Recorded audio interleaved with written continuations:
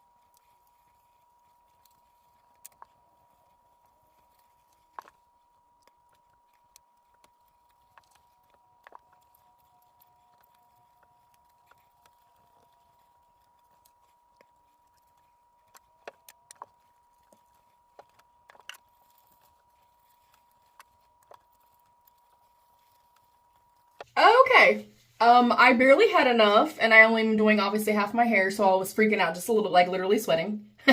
I've made a complete disaster out of my kitchen, out of my bathroom, my body, my shirt, everything.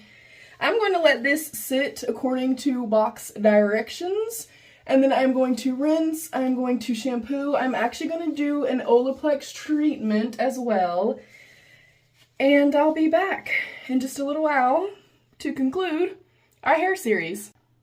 Alright beauties, it is time for the reveal. I have showered, I left a protein treatment in, I went ahead and did dinner and stuff like that, and it has killed me not to look, so I'm gonna do my reveal with you guys, and we're gonna find out together if this worked or if it did not.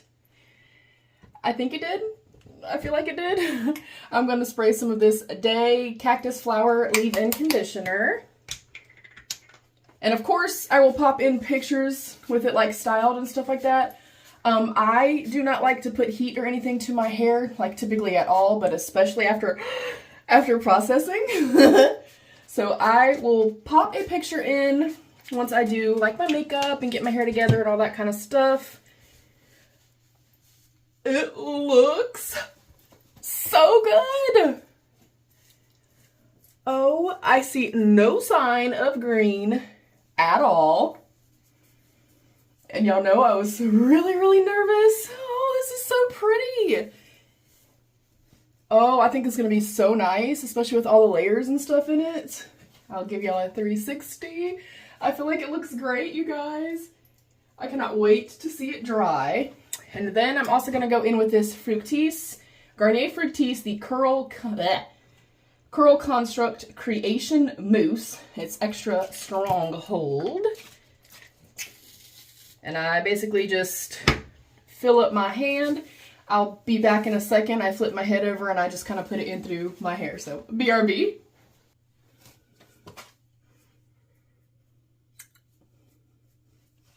I love it. I love it so much. Oh my gosh. I'm so happy, you guys. I'm so happy it turned out good. This whole process, I've literally been doing this all day long. And I mean all day long. So, your girl is tired.